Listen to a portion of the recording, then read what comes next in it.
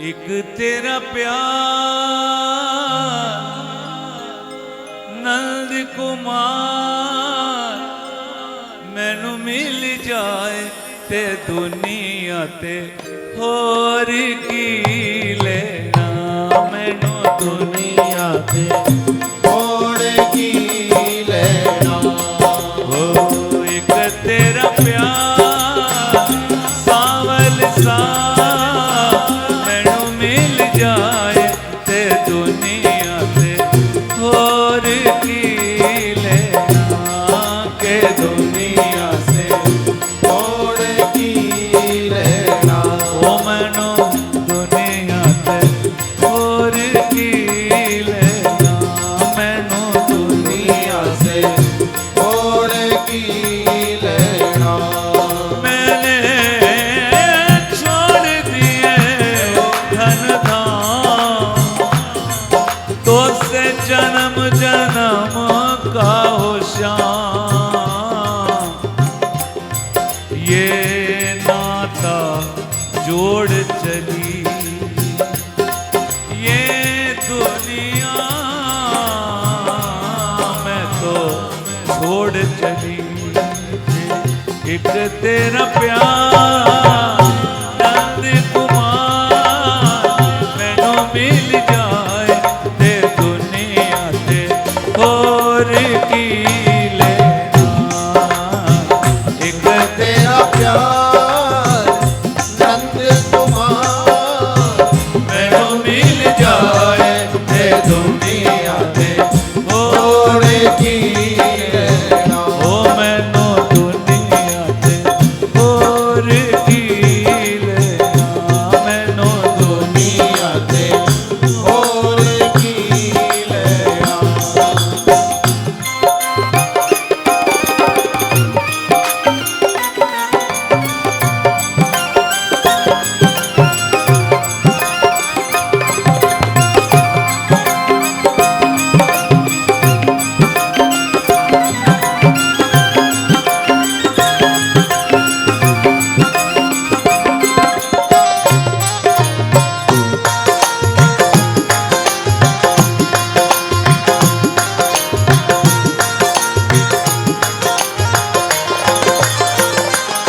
छानी जग के सहारे तेरा दर लिया पड़ी। छानी जग दे सहारे तेरा दर लिया पड़।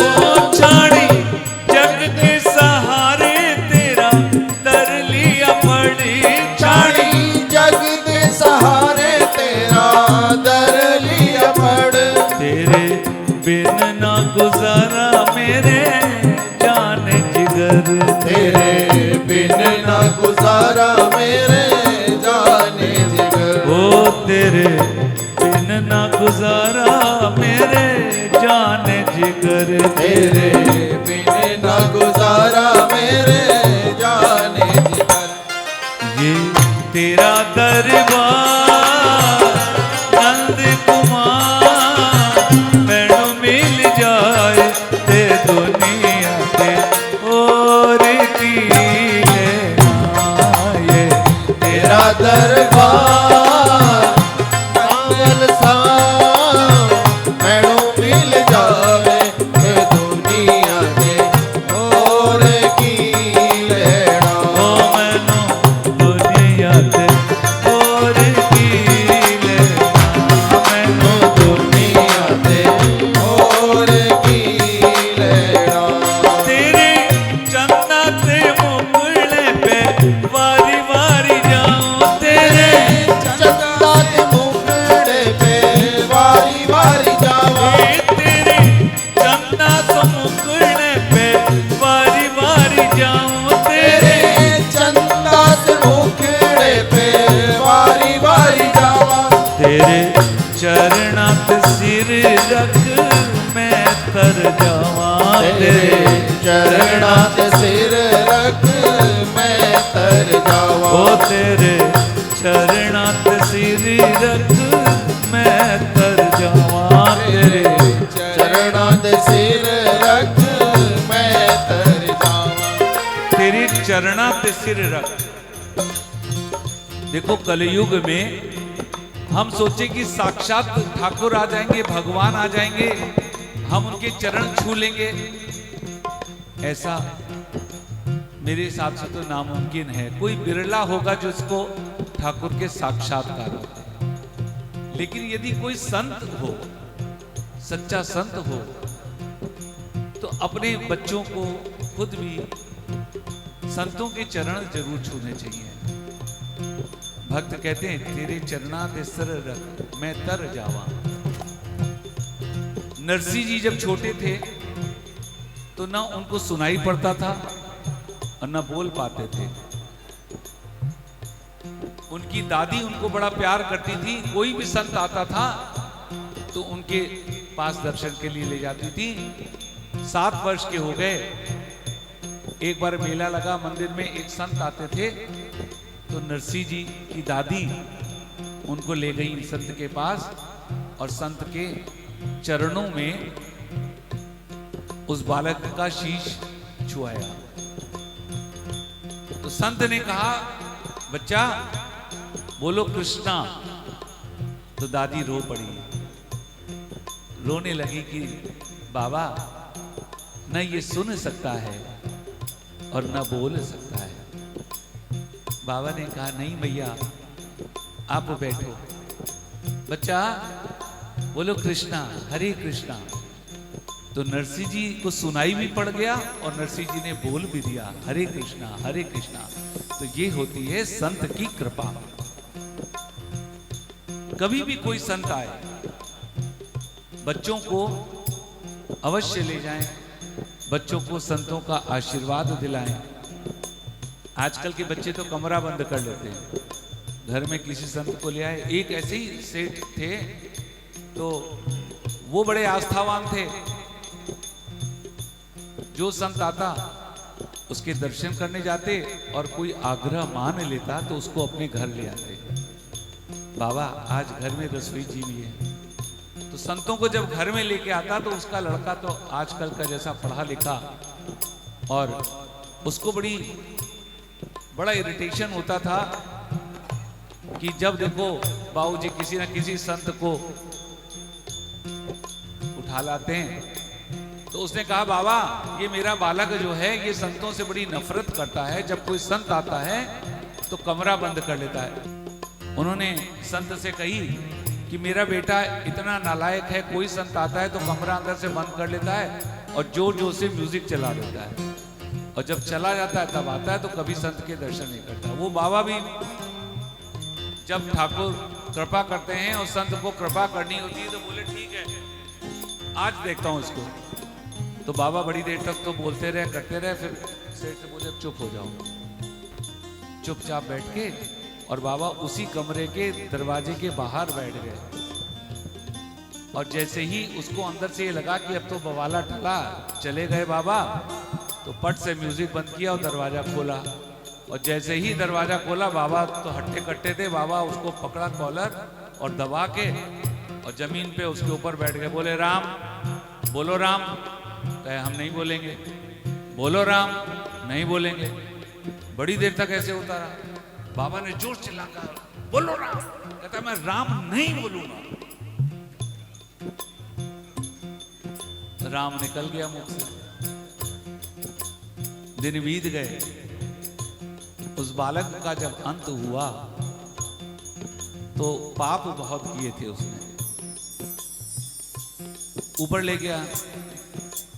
यमराज ने कहा, दूतों से पूछा, दूतों ने कहा भाई इसको क्या दंड दें, क्या करें? तो उसने कहा कि भाई देखिए इसने जीवन भर बड़े पाप किए हैं, हरि का नाम नहीं किया, संत समागम में नहीं गया, संकीर्तन में नहीं गया, पर इसका एक पुण्य है। क्या है? बोले इसने एक बार राम का नाम लिया। बोले एक बार राम का नाम लिया है तो इसको फल मिलना चाहिए। तो अब उनके पास इस बात का कोई वो नहीं था कि राम बोलने से क्या इसको फल मिलेगा। तो बोले चलो ब्रह्मा जी से पूछते हैं। तो वो ब्रह्मा जी के पास जाने लगे यमराज। तो बोला था बड़ा, यही दिल्ली का ही था।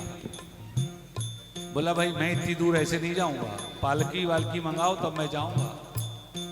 कोई बात नहीं भाई, यमराज और ब्रह्मा जी के पास जाने लगे तो यमदूत पालकी में बैठा के उसको और ब्रह्मा जी के पास गए। ब्रह्मा जी ने कहा अरे ये कैसे तुम लोग आ गए, ऐसे कौन है इसमें? बोले ब्रह्मा जी एक बार बताइए कि इसकी मृत्यु हो गई है और इसको अभी अपने पाप तो भोगने, लेकिन इसने एक बार राम का नाम लिया था तो उसका फल क्या होगा, ये आप बताइए। ब्रह्मा जी ने कहा भाई इस बात का तो मेरे को भी नहीं पता, तो चलो शिव जी के पास चलते हैं। शिव जी के पास गए, ब्रह्मा जी भी उस पालकी में, ब्रह्मा जी यमराज और सब लोग उसको पालकी में लेके शिव जी के पास कैलाश पर्वत पे गए। वही बात कि एक बार राम नाम लिया है तो उसका फल क्या होगा। शिव जी ने कहा भाई ये बात का तो मेरे पास कोई अधिकार नहीं है, मैं नहीं बता सकता, अब तो सीधे विष्णु भगवान के पास चलो। अब शिव जी भी लग गए, वो अंदर से आराम से बैठा है, कहला क्या मस्ती है, देखो सब लेके जा रहे हैं। जब विष्णु भगवान के पास पहुंचे तो शैया में विष्णु जी शयन कर रहे, लक्ष्मी जी चरण दबा रही हैं। तो विष्णु जी ने देखा, बड़ा कौतूहल, ये क्या सब लोग चले आ रहे हैं। पूछा भाई क्या बात है, जानते तो सब हैं कृपा करनी है इसलिए बुलाया। बोला कि महाराज इसने जीवन में एक बार राम का नाम लिया। बोले कौन है? पालकी से उतारा, बोले आओ बेटा आओ मेरे पास आओ।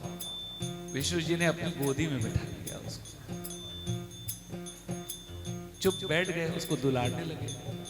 ये सब खड़े हुए हैं, वो विष्णु भगवान की गोदी में बैठा है, उसको दुलार रहे हैं। इन्होंने कहा भगवान विष्णु भगवान ये तो बताइए कि एक बार राम नाम बोलने का फल क्या है। बोले अभी भी बताना पड़ेगा, एक बार राम नाम बोला तो मेरी गोद में बैठा है, अभी भी तुमको बताना पड़ेगा। तो भैया ये राम का नाम जाने अनजाने, और बात चली थी संतों के चरणों की कृपा।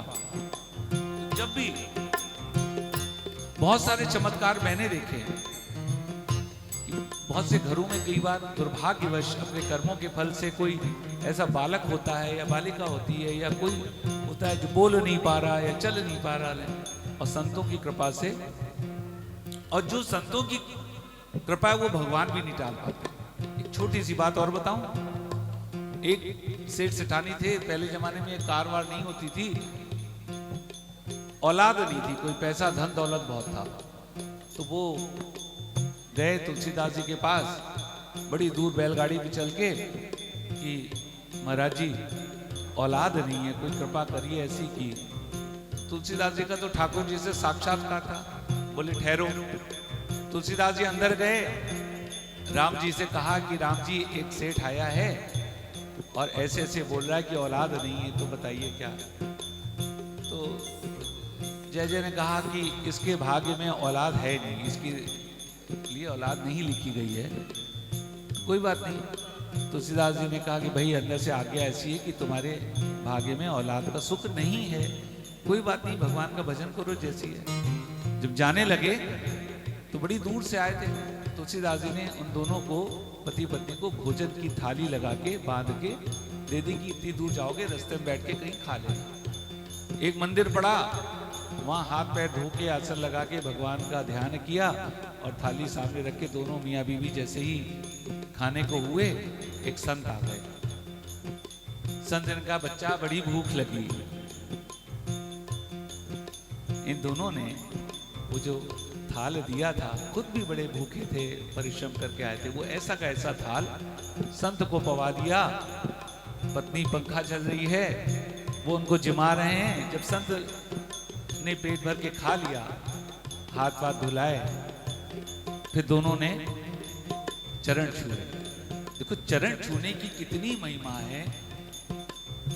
तो जब चरण छुए तो संत ने कहा पुत्रवती भाव, आशीर्वाद दे दिया, पुत्रवती भाव। चले आए। मन में तो दुख हो रहा था कि जब वहां से मना हो गई तो क्या।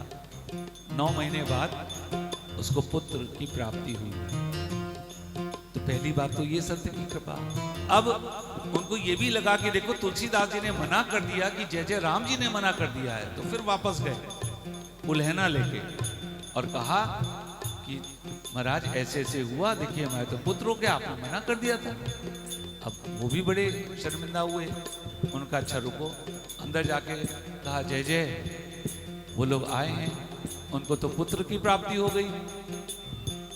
तो राम जी ने कहा देखो भाई, मेरे में इतनी सामर्थ्य नहीं है कि मैं संत का कहा टाल दूं। अगर संत का आशीर्वाद है तो मेरे में भी सामर्थ्य नहीं। तो इसलिए भैया गुरु चरण में, संतों की शरण में, और आप सब तो बड़े भाग्यशाली सब सत्संगी लोग हैं।